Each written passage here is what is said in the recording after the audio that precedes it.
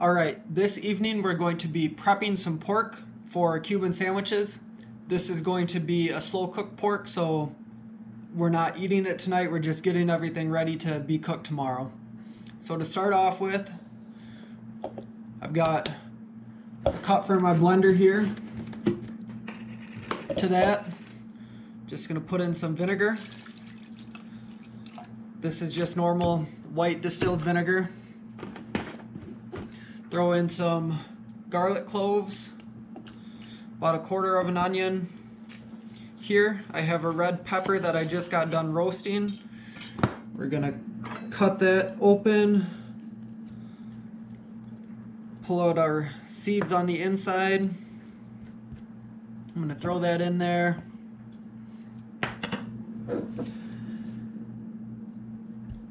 Gonna slice one of our oranges.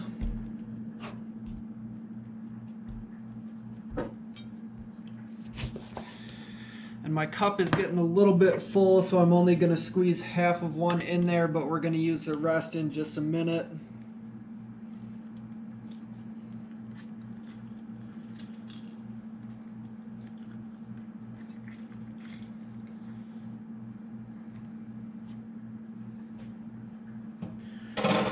And now we're just going to pop the top on this, blend it for a quick second. We want to get everything chopped up a little bit, but it's just going to be a marinade, so we're not concerned about having it super smooth.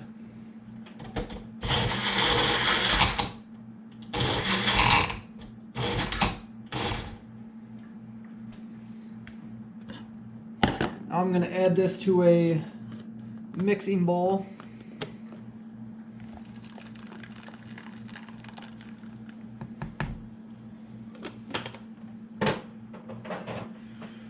Gonna add the rest of our orange juice.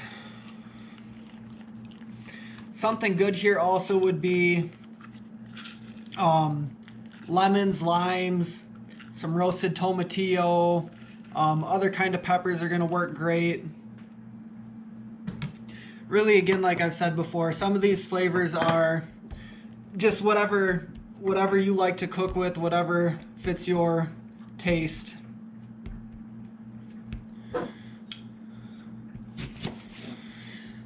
Could add a little bit of broth if you would like.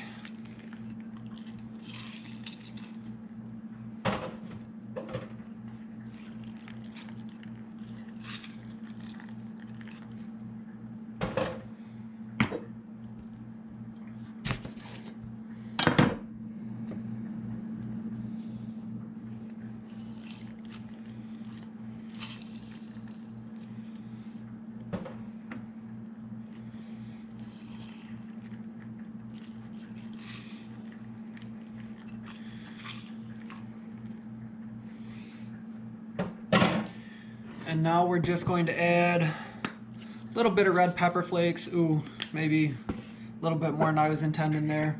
Some cumin.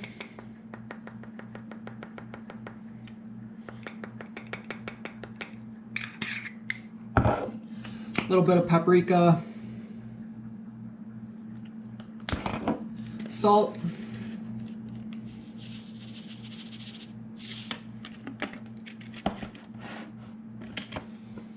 Some oregano. All over the place today.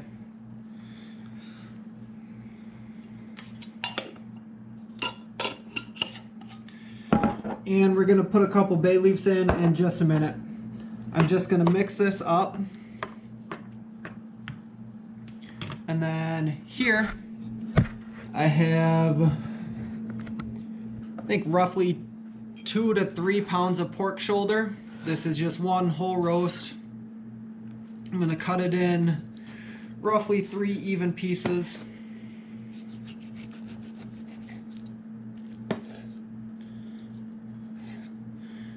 And then we are going to take and put these in a big baking dish. I'm going to put a little bit of our marinade down first. I'll throw the bay leaves in here. Just gonna throw in 2 or 3.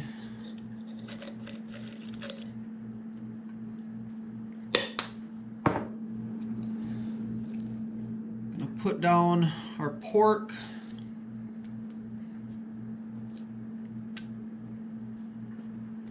Then we're going to pour the rest of our marinade over top.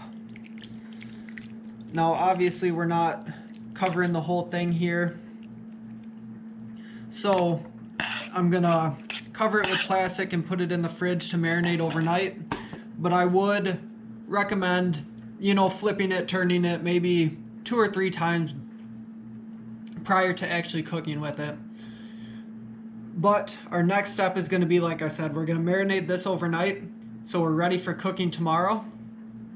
There's 2 different options for this. I'm going to slow cook in the crock pot. You could also slow cook in the oven. Really whatever your preference is here is going to work just fine. But I'm going to cook it. I'm going to cook it in the juices, which is not something I typically do. I don't like it to get too liquidy in the crock pot, but in this case we want all the flavors to come in and mix. So I'm going to pop it in the fridge. Tomorrow morning before I leave for work, I'm going to pull it out, put it in the crock pot at the 10-hour super low, super slow setting, and we'll be ready to go from there. Alright, like I was saying, I took the pork this morning, put it in a crock pot, put a little bit of the juice in there as well, and cooked that for what ended up being a little bit over 10 hours. I just pulled it out, and so now I'm just transferring it to a dish, and then if we cook it right, it should break apart real easy. Should be able to do it with your hands, but it's still a little bit warm, so I don't quite want to dig in there yet. But at this point, if we want, we are ready to start making our sandwiches. I'm going to cover it with tin foil and just let it cool down a little bit. Let it marinate in some of the juices a little bit more. I'll probably go out for a run and then start putting together our meal when I get back.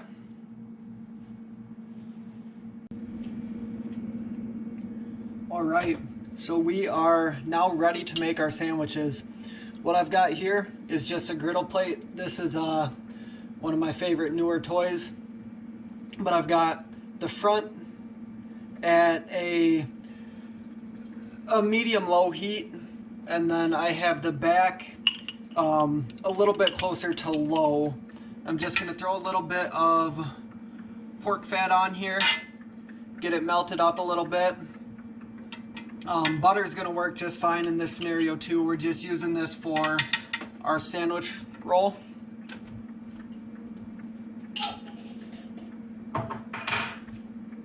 Now I'm going to take my French roll, just pop it on top here. We're going to warm that up a little bit.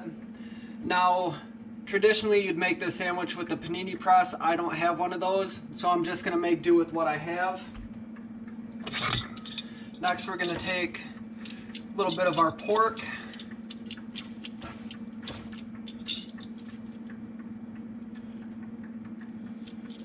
Just lay it here closer to the front. I'm going to let that warm back up a little bit. Take 2 pieces of ham. I'm going to fit those about in the middle here. And then once everything starts to heat up a little bit, then I'm going to drop a couple pieces of Swiss cheese probably on top of my pork here. Let that melt a little bit, and then I'm going to start putting everything together. Alright, so we've got our roll toasted. Our ham is warm. The pork is just about there. The cheese is almost melted, so we're going to start putting together our sandwich.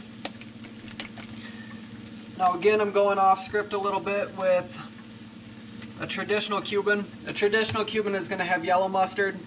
I'm using brown mustard because that's what I like more, and like I've said many times before, change everything to fit your taste.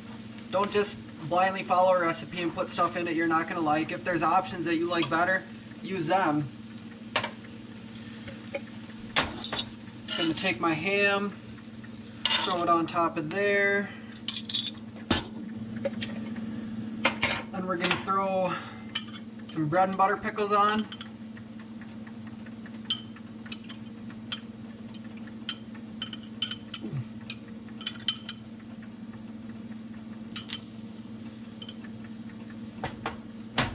These are really thick pickles. Thinner pickles might be a little bit better choice, but it's all gonna work just fine. And now,